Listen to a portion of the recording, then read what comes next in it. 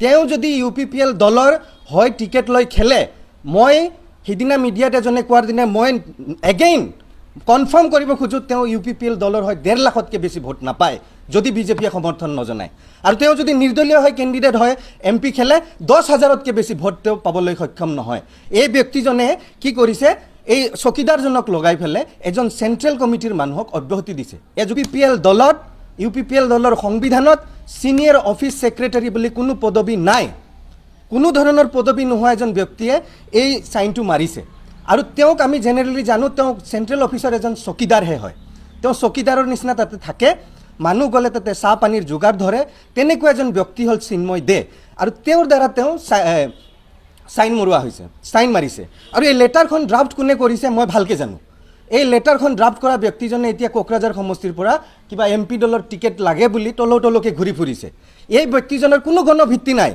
তেওঁ নিজকে এজন শিক্ষিত মানুহ বুলি ক'ব খোজে জাহিৰ কৰি ফুৰে তেওঁ MA পাছ টিচাৰ পৰা টাটা ইনষ্টিটিউট অফ সোশ্যাল সায়েন্সৰ পৰা টিচাৰ পৰা MA পাছ বুলি কয় আৰু তেওঁৰ চৰিত্ৰটো হল তেওঁৰ নিচিনা ইগোইষ্টিক মানুহ মই এই BTC অঞ্চলত দেখা নাই তেনেকুৱা এজন ব্যক্তি এই মানুহজন অতি অহংকাৰী ব্যক্তি গোটেই BTC অঞ্চলত যদি চলাত কৰে তেনেকুৱা অহংকাৰী ব্যক্তি এটা BTC দ্বিতীয় নোলাব এই ব্যক্তিজনে মই তেওঁ টিচাৰ পৰা MA পাছ কৰিছে মই টিচাৰ পৰা MPhil পাছ কৰিছোঁ মই টিচাৰ পৰা MPhil পাছ কৰি এতিয়া মই PhD কৰি আছোঁ তেওঁ সহ্য নকৰে নেকি এই দলত UPPL দলত কোনো এজন জ্ঞানী গুণী ব্যক্তি থাকাটো তেওঁ সহ্য নকৰে এজন অহংকাৰী ব্যক্তি এতিয়া MP টিকেটৰ কাৰণে তলকে ঘূৰি আছে আবেলি মই মোৰ মোবাইলত হোৱাটছআপত এটা মেছেজ পালোঁ চিন্ময় দে বুলি এজন ব্যক্তিয়ে মোক মেছেজটো পঠালে মই তাতে দেখা পালোঁ যে এইটো ৰিলিজ অৰ্ডাৰ আৰু মোক পাৰ্টিৰ পৰা ৰিলিজ কৰিছে আৰু মোৰ যিটো চেণ্ট্ৰেল পদবী UPPL দলত তাৰ পৰা মোক ৰিলিজ কৰিছে মই আচৰিতে হৈ গ'লোঁ যে কিয় হ'ল ঘটনাটো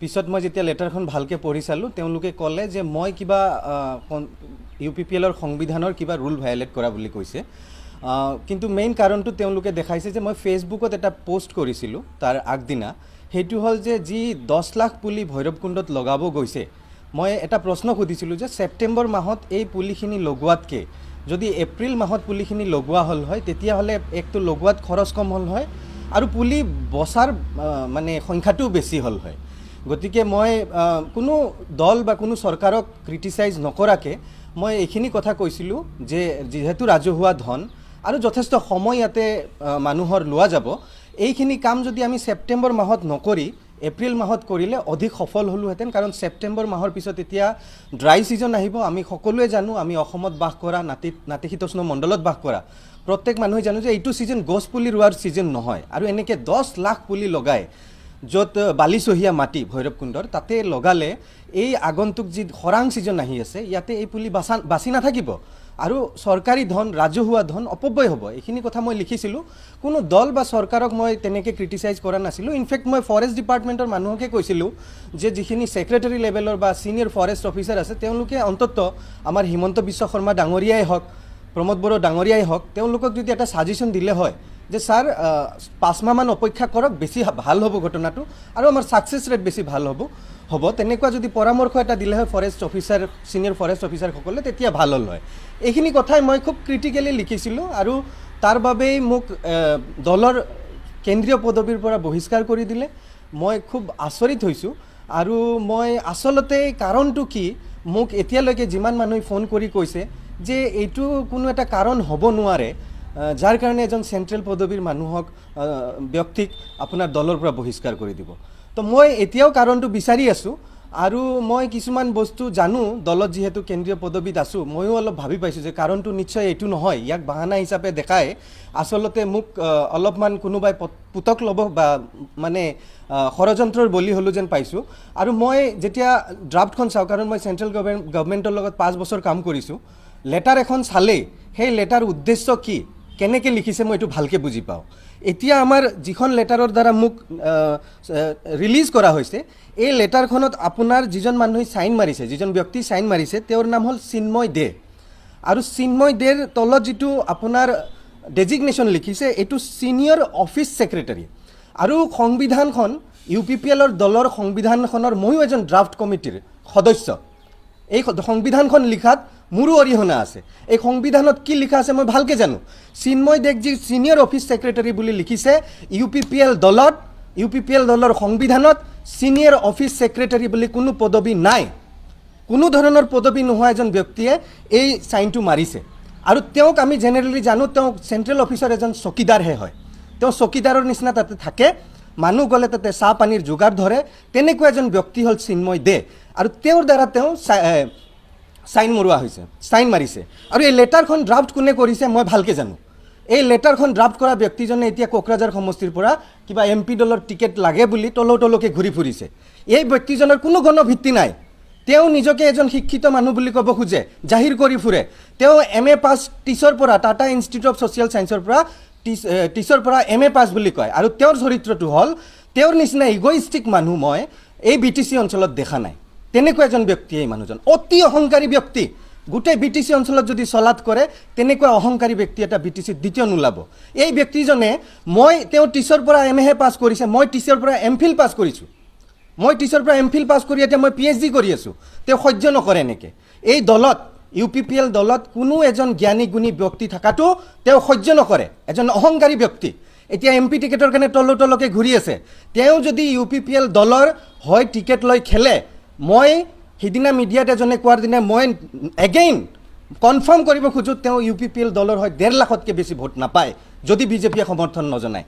আৰু তেওঁ যদি নিৰ্দলীয় হয় কেণ্ডিডেট হয় MP খেলে 10,000তকৈ বেছি ভোট তেওঁ পাবলৈ সক্ষম নহয়। এই ব্যক্তিজনে কি কৰিছে, এই চকীদাৰজনক লগাই পেলাই এজন চেণ্ট্ৰেল কমিটিৰ মানুহক অব্যাহতি দিছে। এয়া যুক্তিসংগত নেকি? এয়া কেতিয়াও যুক্তিসংগত হ'ব নোৱাৰে। প্ৰমোদ বড়ো ডাঙৰীয়া এনেকৈ কাম কেতিয়াও নকৰে। প্ৰমোদ বড়ো ডাঙৰীয়াই মোক নিজৰ ভাইটিৰ নিচিনা মৰম কৰে। কিবা যদি প্ৰব্লেম আছে মোক মাতি নি বুজাব। তেওঁৰতো সময় নাই এতিয়া। প্ৰমোদ বড়ো ডাঙৰীয়া চৰকাৰ চলাওঁতে দৌৰি ঘূৰি ফুৰি আছে, কেতিয়াবা দিল্লী, কেতিয়াবা দিছপুৰ, কেতিয়াবা নাগপুৰ, কেতিয়াবা ছিংগাপুৰ। তেওঁ 3 বছৰেদি দলক সময় দিয়া নাই প্ৰমোদ বড়ো ডাঙৰীয়াই। আপুনি যিকোনো UPPL দলৰ সদস্যক, কেন্দ্ৰীয় কৰ্মীক আপুনি সোধক প্ৰমোদ বড়োই যোৱা 3 বছৰেদি দলৰ কৰ্মীজনক সময় দিছে নেকি? নাই দিয়া। গতিকে প্ৰমোদ বড়োই এই ৰিলিজ দিয়া অৰ্ডাৰত এইবিলাকত নোসোমায়। ইয়াতে যিজন ব্যক্তি সোমাইছে এই অহংকাৰী ব্যক্তিজনৰ কাম। আৰু এই অহংকাৰী ব্যক্তিজন যদি কিবা কাৰণত ভগৱানে নকৰক জনপ্ৰতিনিধি হিচাপে MP হিচাপে যদি বাছনি হৈ যায় ইয়াৰ পৰা, এই সমষ্টিৰ ভোটাৰৰ কাৰণে আটাইতকৈ দুৰ্ভাগ্যজনক ঘটনা ঘটিব। তেওঁ ইমান অহংকাৰী, তেওঁৰ চোতালত নহয় তেওঁৰ ৰাস্তাৰ সন্মুখত মানুহ থিয় হ'ব নিদিব।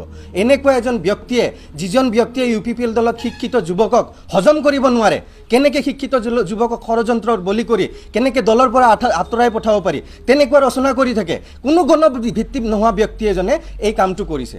গতিকে মই ভাবোঁ, মই গছপুলিৰ যিটো কথা কৈছিলোঁ, এই গছপুলিৰ কথা কোৱাটো অতি চাইণ্টিফিক। মই নিজে MSc ইন ৱাইল্ড লাইফ, মই ফৰেষ্টত ছাৰ্ভিচ দিছোঁ 15 বছৰ, এতিয়ালৈকে মই ছাৰ্ভিচ দি আছোঁ। মই জানো গছপুলি কেতিয়া লগাব লাগে। আপোনালোকে এতিয়া যাৱাৰ সময়ত ৰাস্তাৰ কাষে যিখিনি কৃষ্ণচূড়া গছ দেখা পাব, যোৱা বছৰ আমি লগাইছোঁ, ঠন ধৰি উঠিছে, কিমান ডাঙৰ হৈছে, কি ছিজনত লগাইছোঁ, কেতিয়া লগালে গছপুলি বাচি থাকে, এইবিলাক জানিব লাগে। আৰু সেইমতে মই লিখিছোঁ যে ছেপ্টেম্বৰ মাহে গছপুলি লগোৱা মাহ নহয়। আৰু এইটোৰ কাৰণে চেণ্ট্ৰেল পদবী এটাৰ পৰা কাকোতো ৰিলিজ দিব নোৱাৰে। আৰু এই ৰিলিজ দিছে যে ইয়াৰ পিছত গভীৰ ষড়যন্ত্ৰ আছে কিছুমান। মই এতিয়া চাওক, মই এজন ব্যক্তি হিচাপে এটা দলৰ পৰা ওলাই যোৱাটো ডাঙৰ কথা নহয়। এজন ব্যক্তি হিচাপে দল এটা বহুত ডাঙৰ বস্তু। কাইলৈকে যদি প্ৰমোদ বড়ো ওলাই যায় বিজেপিও যোগদান কৰে, তেতিয়াও UPPL দল একো নহয়। UPPL দল তাৰ আগতো আছিল, এতিয়া আছে আৰু ভৱিষ্যতলৈ থাকিব। মোৰ ভগৱানৰ ওচৰত সদায় আশীৰ্বাদ থাকিব যে UPPL দল আগবাঢ়ি যাক। যিখিনি এজেণ্ডা লৈ এই দলে কাম কৰি আছে, জাতিৰ উন্নতিৰ কাৰণে যিখিনি কাম কৰি আছে, সদায় ভালকৈ হওক। মই মোৰ সমৰ্থন জনাম। মই এতিয়া ভিতৰত থাকি নহয়, মই বাহিৰত থাকি হ'লেও সমৰ্থন জনাম আৰু সদায় মোৰ শুভেচ্ছা থাকিব। কিন্তু গতিকে এই যে সাধাৰণ কথা এটা কোৱাৰ কাৰণে মোক যে দলৰ পৰা ৰিলিজ দিছে, এইটো আচলতে চবেই বুজি পাইছে কাৰণটো কি চবেই জানে। আচলতে এইটো এটা ইণ্টাৰনেল ষড়যন্ত্ৰ। এই বিশেষকৈ সেইজন ব্যক্তি, যিজন ব্যক্তিয়ে এতিয়া MPৰ টিকেটৰ কাৰণে তলকে ঘূৰি ফুৰিছে, তেওঁ কাকো হজম কৰিব নোৱাৰে। তেনেকুৱা মানুহ যদি জনপ্ৰতিনিধি হিচাপে পঠিয়াই দিয়া হয়, ভুলতেও পঠিয়াই দিয়া হয়, সমষ্টিৰটো উন্নয়ন নহয়। লগতে সমষ্টিৰ যিবিলাক বাধা বিঘিনি আহিব, তেওঁৰ কাষত যাই কথা কোৱাৰো সময় পোৱা নাযাব। গতিকে মই আগন্তুক দিনত সমাজৰ হৈ কাম কৰি আছোঁ। এতিয়াও যিমান মোৰ কেপাচিটিত মই কৰি যাম আৰু সমাজৰ ভাল হওক। আমাৰ অধিকাৰৰ কথা আছে, সাংবিধানিক অধিকাৰৰ কথা আছে, এইবিলাকক যুঁজ দিম। এতিয়াও আমাৰ BTC অঞ্চলত আমি বহুতেই সৰ্বহাৰা হৈ আছোঁ, বহুতেই আপোনাৰ যিখিনি পাব লাগে পোৱা নাই, ভূমিৰ অধিকাৰৰ ইছ্যু ওলাইছে, এভিকশ্যনৰ ইছ্যু ওলাইছে। এইবিলাকক লৈ আমি যিখিনি উন্নত শিক্ষিত যুৱচাম এওঁলোকে বহুত কাম কৰিবলগীয়া আছে। এইবিলাক কাম কৰিম, শিক্ষাৰ ক্ষেত্ৰত কাম কৰিম, পৰিৱেশৰ ক্ষেত্ৰত আগৰ পৰাই কাম কৰি আছোঁ, কৰি থাকিম। গতিকে UPPL দলৰ পৰা ৰিলিজ দিয়াত মই ভাবোঁ মোৰ যিখিনি দলৰ একো ক্ষতি নহয়, আৰু ব্যক্তিগতভাৱে মই যিখিনি কৰি আছোঁ বা কৰি থাকিম বুলি মই যিখিনি সিদ্ধান্ত লৈছোঁ এইখিনি মই কৰি থাকিম। এইখিনিয়ে মোৰ ক'বলগীয়া। মই যদি বেলেগ এতিয়া মোৰ ৰিলিজ অৰ্ডাৰত যিটো কথা দিছে, যিখিনি কথা লিখিছে তাৰ ওপৰত বেছ কৰিয়ে মই ক'ব লাগিব। এতিয়া ইয়াতে যিটো কজ দেখাইছে যে মই চৰকাৰৰ বিৰুদ্ধে কৈছোঁ বুলি কৈছোঁ, চাওক দেই, চৰকাৰৰ বিৰুদ্ধে, মই দলৰ বিৰুদ্ধেও কোৱা নাই, চৰকাৰৰ বিৰুদ্ধে বুলি কৈছে। তো চৰকাৰ এটা বেলেগ, দল এটা বেলেগ হয়। চৰকাৰ সদায় বেলেগ বিষয়, দল সদায় বেলেগ বিষয়। আৰু যিটো কেন্দ্ৰীয় আঁচনিৰ বুলি কৈছে, নহয়, এইটো অমৃত বৃক্ষ আন্দোলন, এইটো আমাৰ আছাম ষ্টেটে লোৱা প্ৰজেক্ট হয়। আৰু ভাৰতবৰ্ষ এটা বহুত ডাঙৰ দেশ। এতিয়া দক্ষিণ ভাৰতত এতিয়াও বৰষুণ হৈ আছে, তাতে গছপুলি লগালে কি হ'ব নহ'ব এইটোত বেলেগ মেটাৰ। গতিকে ইমান বিশাল এটা দেশত ছিজন বেলেগ বেলেগ হয়, বেলেগ বেলেগ জেগাত। কিন্তু অসমত এইটো যিটো ছিজন, আৰু এই অঞ্চলত, উত্তৰ অঞ্চলত যিটো ছিজন, এই ছিজনটো বালিচহীয়া মাটিত এতিয়া গছপুলি লগালে নহ'ব। এতিয়া কি হ'ব, মাটিয়েহে গছৰ পৰা পানী টানি ল'ব। উল্টা গছক যদি আমি চেলাইন ফিটিং কৰি দিওঁ, তথাপি এতিয়া গছ জীয়াই নাথাকে, কাৰণ মাটি ইমান শুকাই যাব। এতিয়া এই যিটো ৰ'দ পৰিছে, চন পৰা ৰ'দ, এতিয়া চন পৰিব চব। ফাগুনমহীয়া বতৰ যিটো আৰম্ভ হ'ব, জুই মাৰি দিলে জ্বলি যাব চব। এনেকুৱা এটা পৰিৱেশ এতিয়া অসমত আহিব। চবেই জানে এনেকুৱা, আমাৰ খেতিয়কসকলে বেছি ভালকৈ জানে। এইটো এতিয়া গছপুলি ৰোৱা সময় নহয়। আপোনাৰ যাদৱ পায়েং ডাঙৰীয়াক সুধিলে হ'ল, যাদৱ পায়েং ডাঙৰীয়াইটো কয় ছিজন আহিলে অসমত নিজে নিজে গছ হয় যেতিয়া বৰষুণ পৰে ধাৰাসাৰ। এইটো এপ্ৰিল মাহ, জুন, জুলাই মাহ পাৰ হৈ গ'ল। এইটো এতিয়া খৰাং ছিজন। এতিয়া গছপুলিৰ মাটিৰ পৰা গছপুলিয়ে পানী টানিব নোৱাৰে, তাতে আকৌ নতুনকৈ লগোৱা গছ, উল্টা মাটিয়ে এতিয়া গছপুলিৰ পৰা পানী টানি ল'ব। চাব, দুদিন পিছত আমি যাই যদি চাম, আজিয়ে আপোনালোকক মই লগত লৈ যাব খোজোঁ য'ত গছপুলি প্লেণ্টেশ্যন হৈছে। গছপুলিবিলাকৰ আপোনাৰ অৱস্থা দেখা দিব পাৰিম। গছৰ পুলিৰ পাত শুকাই যাব, লেৰেলি যোৱা বাদ দিয়ক, শুকাই যাব। কেনেকুৱা ৰ'দ পৰিছে, এই ৰ'দত আমি বাহিৰত থিয় হৈ থাকিব নোৱাৰোঁ। তো এইটো এনেকুৱা কথা। আৰু বাকী সংবিধান বিৰোধী কথা, দলৰ যিটো লেটাৰ মোক দিছে, ইয়াতে সংবিধান বিৰোধী কথা নাই। মই সংবিধানখন নিজে ড্ৰাফটিং কৰিছোঁ UPPL দলৰ। তো ইয়াতে চৰকাৰ বিৰোধী যিটো দিছে, এই চৰকাৰ বিৰোধী কথা কোৱাৰ কাৰণে দলৰ পৰা ৰিলিজ দিছে। তাৰ মানে এতিয়া আমি কিছুমান কথা, সত্য কথা ক'ব নোৱাৰোঁ। মই যিখিনি কথা কৈছোঁ চাইণ্টিফিক, অকল সত্যই নহয়। আৰু চাওক, এজন শিক্ষিত যুৱক হিচাপে মই ক্ৰিটিকেল থিংকিং কৰি ক্ৰিটিকেলি কথা ক'ব লাগিব। নেগেটিভ চৰ্চা নহয়, এইটো নেগেটিভ চৰ্চা নহয়। আমি যিটো কৰোঁ এইটো ক্ৰিটিকেল থিংকিং আৰু ক্ৰিটিকেল চৰ্চা। আপুনি সত্য কথা কোৱাৰ কাৰণে UPPL দলে বহিষ্কাৰ কৰিলে নেকি? সত্য মানে সত্য নহয়, মোৰতো ফেকচুৱেল কথা কৈছোঁ। মই সত্যৰ ওপৰত গুচি যায় যদি ফেকচুৱেল, সত্যটো ৰিলেটিভ শব্দ। আপোনাৰ কাৰণে যিটো সত্য, মোৰ কাৰণে সেইটো সত্য নহ'বও পাৰে। কিন্তু মই যিখিনি কথা কৈছোঁ এইটো ফেকচুৱেল কথা। ফেকচুৱেল কথা কোৱাৰ কাৰণে যদি কাৰোবাৰ কিবা প্ৰব্লেম হয়, একচুৱেলি মই কৈছোঁৱে অলৰেডি যে এইটো এটা ষড়যন্ত্ৰৰ বলি হ'লোঁ মই। মোৰ ক'ব লগা, আপুনি শক্তিশালী ৰূপত কানাইগাঁও বিধানসভাত আপুনি যুঁজ দিছিলে এজন জনপ্ৰতিনিধি হিচাপে, আৰু BTC গোটেই BTRৰ যিখিনি সমষ্টি আছে গোটেইত আপুনি নিস্বাৰ্থভাৱে কাম কৰিছিলে। ইতিমধ্যে আপোনাক মই UPPL দলৰ যিখিনি নিষ্ঠাৱান কৰ্মী আছে, তেওঁলোকে মোক কেতিয়াও বেয়া নাপায়, মই ভালকৈ জানো। আৰু মই তেওঁলোকক কেতিয়াও বেয়া নাপাওঁ। আপোনালোকক আজি মিডিয়াৰ আগত মই কওঁ, UPPL দলৰ যেতিয়া আমি জইন কৰিছিলোঁ, প্ৰমোদ বড়ো মই একেলগে জইন কৰা, একেটা তাৰিখতে জইন কৰা UPPL দল। আৰু তাৰ আগতে UPPL দলৰ নিৰ্বাচনী প্ৰতীক চিহ্ন ছাতি আছিল, ছাতি। এতিয়া ট্ৰেক্টৰ, আৰু ট্ৰেক্টৰটো যে ৰঙা ট্ৰেক্টৰ। আৰু এই ট্ৰেক্টৰৰ ৰঙা ৰংটো কোনে দিছে জানে? এইটো কামাল আজাদে দিছে। ট্ৰেক্টৰৰ যিটো ৰঙা ৰং, এইটো কামাল আজাদে দিছে। এতিয়াও মোৰ লগত হাৰ্ড কপি আছে, মোৰ লগত এতিয়াও যিটো মেইন কপি মোৰ কম্পিউটাৰত এতিয়াও আছে। প্ৰমোদ বড়ো ডাঙৰীয়াই কৈছিল ট্ৰেক্টৰটোত ৰং দিব লাগে। মই তেওঁক সুধিলোঁ, ছাৰ কি ৰং দিওঁ? প্ৰমোদ বড়ো ডাঙৰীয়াই অলপ এই গুৰুজী বা কিবা অলপ মানে এইবিলাক, তেওঁ ক'লে মই গুৰুজীক সুধি লওঁ। গুৰুজীয়ে কৈছে, গুৰুজীক সোধোতে গুৰুজীয়ে কৈছে যে ট্ৰেক্টৰটোত ৰঙা ৰং দিব লাগে, গতিকে তুমি ৰঙা ৰং দি দিয়া। মই ট্ৰেক্টৰটোত তেতিয়া ফটো শ্বপিং কৰি ৰঙা ৰং দিছোঁ। আৰু আজিৰ তাৰিখত আপোনালোকে UPPL দলৰ যিমান ফ্লেগ হওক, পোষ্টাৰ হওক, যিমান লাগি আছে, তাতে যি ট্ৰেক্টৰটো দেখা পায় আপোনালোকে, ৰঙা ৰঙৰ ট্ৰেক্টৰ, এইটো মই দিয়া। UPPL দলৰ যিটো ফেচবুক পেজ, দলীয় যিটো ফেচবুক পেজ, এইটো ক্ৰিয়েট মই কৰা। UPPL দলক মই নিজৰ বুলি ভাবোঁ, এতিয়াও ভাবোঁ, কিন্তু মই এতিয়া ক্লেইম কৰিব নোৱাৰোঁ যিহেতু মোক ৰিলিজ কৰা হৈছে। কিন্তু যিখিনি কৰ্মী আছে এইখিনি মোৰ অতিকে আপোন। মই একদম আন্তৰিকতাৰে তেওঁলোকৰ লগত কাম কৰিছোঁ, আৰু তেওঁলোকে মোক খুব ভাল পায়, মৰম কৰে। ডাঙৰখিনিয়ে মোক সৰু ভাইটিৰ নিচিনা মৰম কৰে, আৰু সৰুখিনিয়ে মোক মোৰ নিজৰ দাদাৰ নিচিনা মৰম কৰে। মোৰ একো ক'ব লগা নাই ইয়াতে। এইটো আৰু মই যিজন ব্যক্তিৰ কথা কৈছোঁ এই ব্যক্তিৰ কথাটো কেইদিনমান পিছত সম্পূৰ্ণৰূপে উদঙাই দিম গতিকে তেতিয়া দেখা যাব তেওঁ কি কৰে অন্য ৰাজনৈতিক দলত প্ৰৱেশ কৰিব নেকি নাই নাই নাই মই এতিয়াই তেনেকুৱা কোনো সিদ্ধান্ত লোৱা নাই আৰু ৰাজনীতিক ভালেখিনি অভিজ্ঞতা হৈছে মই দেখিছোঁ যে এতিয়া বিশেষকৈ ৰাজনৈতিক দলবিলাকৰ কোনো ধৰণৰ বিশেষ আদৰ্শ নাথাকে অত্যন্ত সুবিধাবাদী স্থিতিত যায় আমাৰ দৰে ব্যক্তি যিবিলাকে ভাবোঁ যে আদৰ্শত থাকিব লাগে তেওঁলোকৰ কাৰণে অলপ ক্ৰিটিকেল হৈ যায় মানে স্থিতি থকাটো হ'লেও UPPL দলে তেনেকৈ বিশেষ যে নিজৰ স্থিতি সলনি কৰিছে তেনেকুৱা নহয় এতিয়াও ৰাইজৰ হৈ কাম কৰি আছে প্ৰমোদ বড়ো ডাঙৰীয়াই দিনে নিশাই কাম কৰি আছে তো চলি থাকিব এনেকৈ আমাৰ নিচিনা মানুহ আহিব যাব দল এটা বহুত ডাঙৰ বস্তু তাতে আমি যে বিশেষ কামাল আজাদ ওলাই গ'ল দলৰ বিশেষ কিবা ক্ষতি হ'ব তেনেকৈ ময়ো নাভাবোঁ আৰু এইটো ভবাটো উচিত নহয় দুৰ্ভাগ্য যে UPPL দলৰ যিটো আন্তৰিক আলোচনা বা ডেম'ক্ৰেটিক এটা ছিষ্টেম আজিৰ তাৰিখত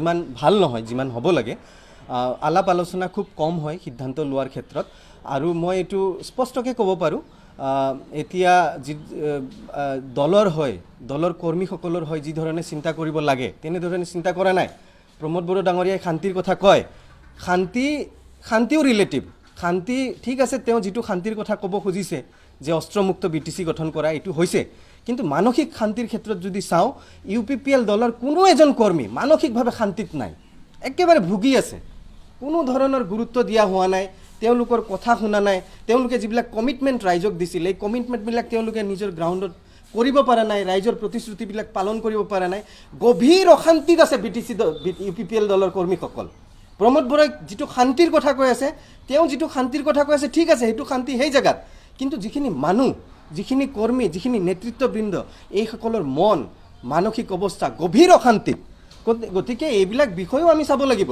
কেৱল শান্তিৰ দোহাই দি মানুহবিলাকক অশান্তিত ৰাখিলেওতো নহ'ব তো শান্তিৰ কথাটো তেওঁ স্পষ্ট হৈ লওক ভালকৈ মই বিভিন্ন সময়ত মই স্পষ্টভাৱে এনেদৰে প্ৰমোদ বড়ো ডাঙৰীয়াৰ লগতো মই এনেদৰেই কথা পাতোঁ আৰু তেওঁ জানে কামাল আজাদে এনেকৈ কথা পাতে বুলি আৰু মই যে ফেচবুকত লিখিছোঁ প্ৰমোদ বড়ো ডাঙৰীয়া এইবিলাক সৰু কাৰণৰ কাৰণে কামাল আজাদক একো নকৰে মোক ভাইটিৰ নিচিনা মৰম কৰে মাতি নি ক'ব কামাল কি কৰি আছা এই নকৰবি এইবিলাক বুলি ক'ব এতিয়া এইটো আমাৰ যদি এই ব্যক্তিজন যিজনে MP টিকেটৰ কাৰণে তলকৈ ঘূৰি আছে তেনেকুৱা ব্যক্তি যদি হেড অফিচত বহি থাকে তেতিয়াহ'লেতো এইটো দলত আপোনাৰ শিক্ষিত যুৱক যুক্তিসংগত যুৱক ক্ৰিটিকেল থিংকিং কৰা মানুহৰতো জেগা নাই প্ৰমোদ বড়ো ডাঙৰীয়া স্পেচিফিকেলি এইটো মেটাৰত সোমাই বিষয়বিলাক চাব লাগিব তেওঁ অলপ এইবিলাকত হস্তক্ষেপ কৰিব লাগিব অন্যথা সময় দিয়ক প্ৰমোদ বড়ো ডাঙৰীয়া দলত আৰু এইবিলাক বিষয় চাওক আৰু অন্যথা এনেকুৱা ব্যক্তিৰ হাতত যদি এটা অফিচ এৰি দিয়া যায় এটা দল এৰি দিয়া যায় তেতিয়াহ'লে নিশ্চয় দলৰ কাৰণে ইমান ভাল নহ'ব ক্ষতিকাৰক হ'ব দলটোৰ কাৰণে বডি এতিয়া নাপাব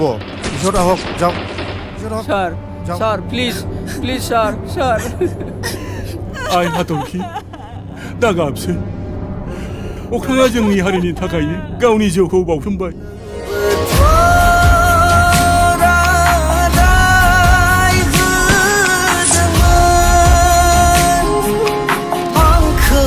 फैजासिम अराय समसिम नेनानै थागोन 我杀车，不杀。